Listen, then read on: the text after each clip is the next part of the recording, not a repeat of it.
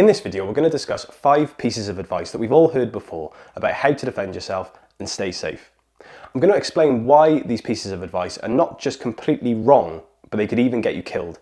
And I'm going to offer some alternative, more logical pieces of advice that will do a much better job at keeping you safe. At the end of the video, I'm going to give you a bonus self-defense tip that may very well surprise you, especially if you're familiar with this channel and the kind of things that Raoul and I teach. So let's kick off with number 1. Just run away. If you're in a confrontation and you feel threatened, just run away. Brilliant. Now, running away in itself is not bad advice. It could actually be sometimes the best and the safest option for you. But what if you're with your wife and kids? Are you just going to run away and let them take a beating for you? What if you're 50, 60, 70 years old and your attacker is 21 years old? Are you going to ask them for a head start? What if you run away and your attacker catches up with you? Well, now you're in a more vulnerable position than you were ever in because you're now tired, your back is facing the attacker, so you don't know how they're going to attack you and what they're going to attack you with. It's just not reasonable to suggest that running away is the answer to everything. It isn't. Running away does not replace self-defense training. Now, run away if you can, but if you can't, know how to defend yourself. The bigger they are, the harder they fall. Really? We've all heard this one, right? The idea that a bigger opponent is somehow easier to defeat because their size makes them more vulnerable. But let's be honest, size matters. A larger opponent will have more strength, more reach, more weight behind their punches. They're way more likely to kill you if they hit you or pick you up, slam your face into the ground. That is why we have weight categories in combat sports, to make the fights fair and to protect the little guys.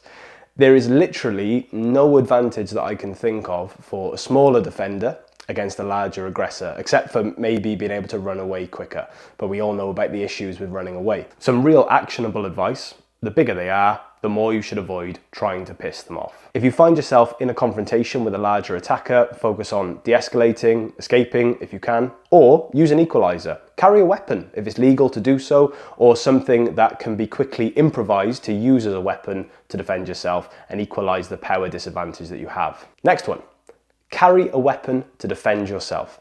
Wait, but didn't I literally just tell you that you should carry a weapon as an equalizer? So how can carrying a weapon now be considered bad advice? Hear me out. The idea with carrying a weapon is that it will level the playing field and it will make you safer. But, here's the but, only if you are trained to use that weapon and you practice with that weapon. If you're just carrying something for the sake of it because you think it's cool and you haven't trained to use that weapon under stress, then you could hurt yourself, you could hurt the wrong person, or you could easily have it taken off you and used against you. Whether it's a gun, a knife, or even a tactical pen, weapons can give you a false sense of security. They can lead you to making riskier decisions than you would ever make if you didn't have that weapon. So if you do choose to carry a weapon, make sure that it's legal, wherever you may be, and make sure that you are trained to use it and you practice with it properly. Next one, I love this one. If there's a gang of them, hit the biggest one first, the rest of them will shit themselves and they'll all run away. Not true though, is it? This isn't Jack Reacher. Going after the biggest attacker first is a huge gamble. We've already spoken about the advantages that big guys have over us: strength, power, weight, let alone a big guy and all of his mates. You might only have one chance to survive in a multiple attacker situation, and that's probably going to be in the very early stages before it all kicks off. Why would you waste that chance by hitting the person that you're least likely to take out?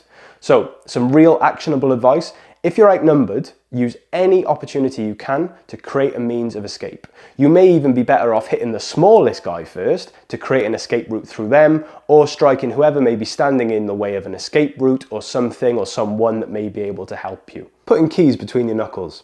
Putting keys between your knuckles is something that you always hear, but I've never known anyone to have actually done it, and there's a good reason for that. It's a really stupid thing to do.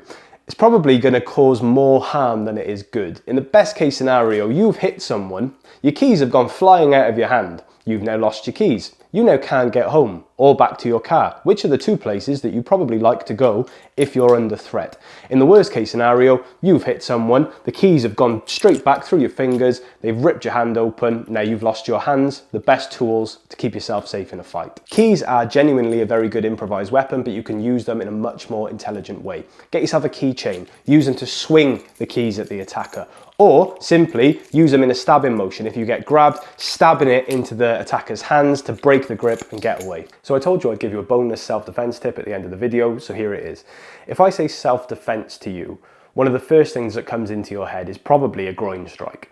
But groin strikes are not as effective as we might think they are. Now, wait a second. Before you go into the comments and call Raoul and I hypocrites for always showing groin strikes on this channel, I do need to explain myself.